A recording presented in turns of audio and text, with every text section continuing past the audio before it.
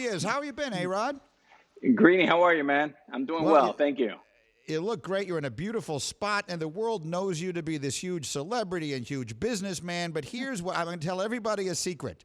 There is no bigger baseball nerd, no bigger baseball geek in the world than A-Rod. He's just masquerading as all these other things. Is that an accurate description of Alex Hey, Rodriguez? Greeny, you've never said anything that's more true. All right, it's great to see you. So let me dive right in. I want to start actually with something that came up on the show organically today. We were talking about Fernando Tatis Jr.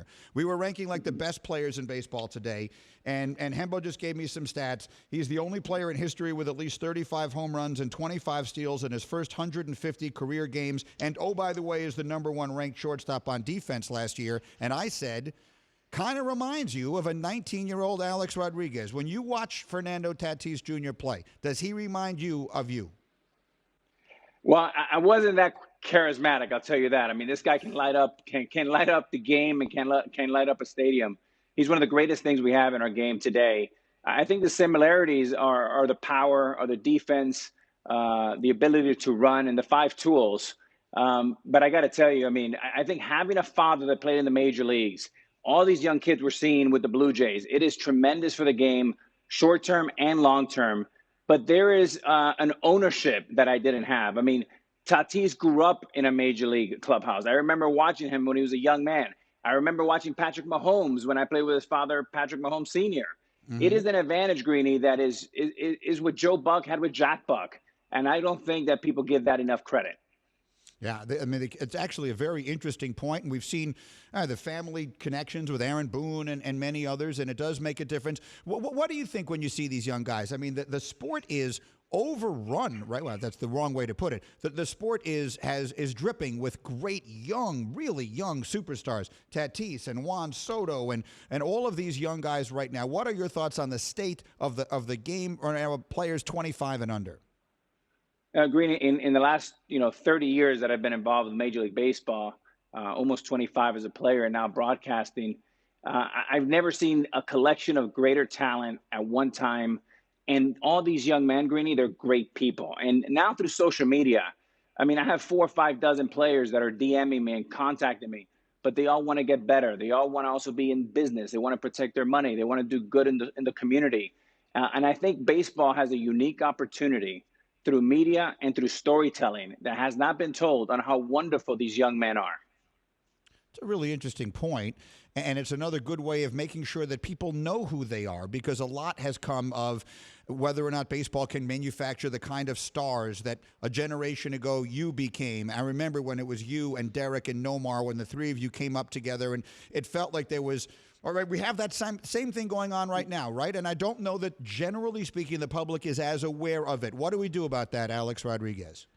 Well, you take a guy like Francisco Lindor, who just signed a beautiful contract, and give Mets management a great deal of power. They put their money where they put their money where their stake is, right? And Right. they paid him a great deal. It's wonderful for the game. But what they don't know about Francisco, the first thing he did when he got his signing bonus, he got braces because he wanted to have that smile and he wanted to show it off. His father sat on top of a hill and took him and his brother and his cousin and hit ground balls, and there was bushes behind, and he had to catch it with one hand. But you had to catch it cleanly, or else it would go in the bushes, and then we'll have to go find it for 30 minutes. And that's how he caught to be ground balls. That's how Lindor became a platinum glove winner. And those are the stories that I think are really important. He now sits in the union because he wants to get rid of the shift. Why? I mean, people don't know how thoughtful these young men are, how smart they are. And again, the Lindor, I think, is going to open so many more contracts for all these shortstops that are behind, the Seagers, the Baez, the Correas. And it's time to show them off. And like my good friend says, let's take the helmet off and reveal who these young people are. Now, Greeny with you, Alex Rodriguez with me on the Goodyear Hotline here. We are presented by Progressive Insurance. It's fascinating. Since you went there, I'll pick up. I was going to get to it anyway, and that is some of the potential changes in the ways the game may be played. They've hired Theo Epstein. I had Rob Manfred on yesterday, and we talked about it. They've brought in Theo Epstein to address some of the ways the game has been impacted by analytics, which, again, I don't criticize anyone for doing it because people are trying to win and that's their job. But it is the job of Major League Baseball and now Theo Epstein, and I'm going to give it to you for this conversation, to make whatever adjustments need to be made to protect the entertainment value and the watchability of it. What would you like to see done? Well, I mean, just like the NBA has, man-to-man defense, I'd love to get rid of the shift. I love to see infielders have at least 1 foot in the dirt. I don't like having a second baseman playing right center field. I don't like to have 4 outfielders. To me, that's not the way the game was played. I like to reward people to hit the ball the other way. And as a result, kids today are learning the wrong way of hitting. They want to hit the ball up instead of, Pete Rose, Rod Carew, George Brett. They said hit down through the baseball. Now kids in baseball are like golfers. They want to hit launch angle and hit it up. I think that's a mistake. I think, you should have a universal DH. Why should a guy like Nelson Cruz only have 15 teams to play with, or Edgar Martinez? I think these guys should have 30 teams. That's only fair. And I think something the union would be, behind. The other part, let's see, and I will give incredible access, right? So I would make clubhouses, weight rooms, and gyms. I want to see what these guys are doing. I want to see a guy like Bryce Harper. Bryce Harper is a polarizing guy. He's a once in a lifetime talent. Getting to know guys like that. You mentioned Soto. Those things are important. Those are a couple. How about the pitching? Yeah. People talk about people have brought up the idea that they might even move the mound back, which would be, how long has it been? 60 feet, 6 inches? Since 1893. Since 1893. But now, how much of a difference would it make? As a great hitter yourself, if they were to move the mound back a foot or two, how much of a difference, Alex, do you think that would make for the hitters? That's one of the dumbest things I've ever heard in my life. That is just dumb. I'm sorry, that's just dumb. I would not touch the mound. That's ridiculous. How you address that is, you don't move the rim in basketball from 10 to 11. You may move the 3-point arc back, right? But I think the answer is in playing straight up. Playing man-to-man is what the NBA decided to do. In Major League Baseball, you have to have 2 guys on the right side of the infield, 2 guys on the left side. Outfield can move around as they please.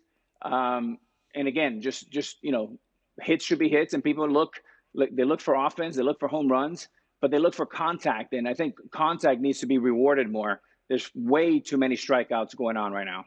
Absolutely. A-Rod is with us here on the Goodyear Hotline, helping you discover the road ahead. Goodyear, more driven. Let's talk about some of the specific teams. My statistician extraordinaire, Hembo, made a point that with the state of the American League, there is as much pressure on the Yankees to win this year as there might ever otherwise be based on so many other teams being down. And you're one who knows it as well as anybody. How would you describe the pressure there is on the Yankees this year, World Series or bust? I think it's enormous, Greeny, and I think I'm the biggest Yankee fan out there, right? And we've won 1 championship over the last 22 years or so. I think the pressure this year has magnified 10 times because the Mets are going to be good now, and they're here to stay. They're going to spend. They're spending money in technology, in numbers, in sabermetrics, things they hadn't done with the past ownership. They're here and they're making a splash, and they're not going anywhere. So it's no longer the world of, David and Goliath. It's Goliath and Goliath. And that's good for baseball, and it's good for the city of New York. But I think there's the most pressure that Brian Cashman and Aaron Boone will have in a really long time. Yeah, it feels that way. And I'm interested in your perspective on the Mets as well. When we were going through our season previews, we thought that maybe Jacob deGrom this year has the opportunity not just to be the National League Cy Young Award winner, but maybe even to be the MVP. When you look at what he has been the last few years, when you look at the value of a starting pitcher who can actually take you into the 7th or 8th inning, which so few guys do, what is your perspective on that guy right now and where he is in the sport? I absolutely love Jacob deGrom. Here's a guy that's 32 years old. When he broke into the league almost a decade ago, he was throwing 93 to 94. Last year, he threw the fastest pitch, almost 103 miles per hour.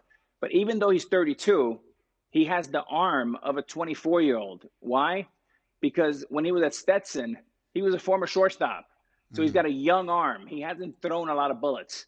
And that's why I think he's going to get better with age, just like Wine. And I do think he has an opportunity not only to win Silver Slugger and the Gold Glove and the Cy Young. I mean, he has an opportunity to run the tables in Major League Baseball this year. Yeah, it's an interesting way of looking at it. He's actually thrown fewer pitches than Babe Ruth did in his career.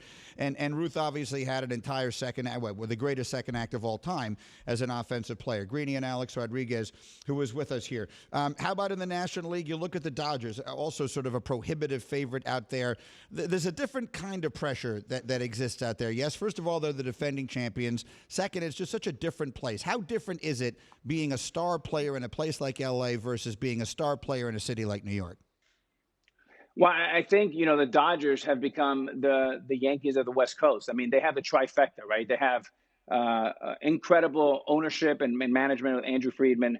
They have an incredible 26-man roster, and they have the best farm system in baseball. I mean, they are deep. They build a juggernaut, and you're talking about being good for the next decade. They're going to be great for the next decade. But Andrew Friedman said it best, Greeny, when he won the World Series last year. He said, 99%. How do I feel? 99% relief. 1% joy. That describes how it feels to play in New York and in LA. And I can echo Mr. Friedman's quote. When we won in 2009, after waiting 15 years, I felt 99.9 relief and 1.01 joy. That's so fascinating to me. I started out in my career covering Jordan and the Bulls.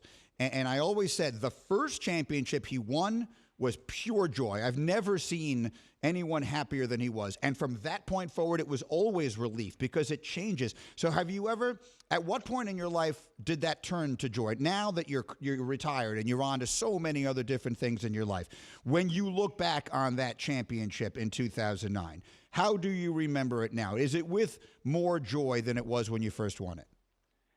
Yes, it is with more joy. I enjoy it more now today than I did then. I mean, it was pressure, but what happened in '09 in the postseason, I finally surrendered to the moment. And I would drive to the ballpark every day from Purchase with my good buddy Andy Pettit. And he would drive and we would go back and forth and we would strategize on what our strategy was for tonight's game. Andy Pettit was the single most helpful part to my run in the postseason because he was just a great friend and a great listener. And we would say, we just want to do one good thing in today's ball game. Just one good thing. And what it did, it removed me away from stats. It removed me away from trying to be the hero. And it moved me into a category of we, not I. And if we can do one good thing to help the team win tonight, that was a winning thought. And that's exactly what I did. Thank you for watching ESPN on YouTube. For live streaming sports and premium content, subscribe to ESPN+.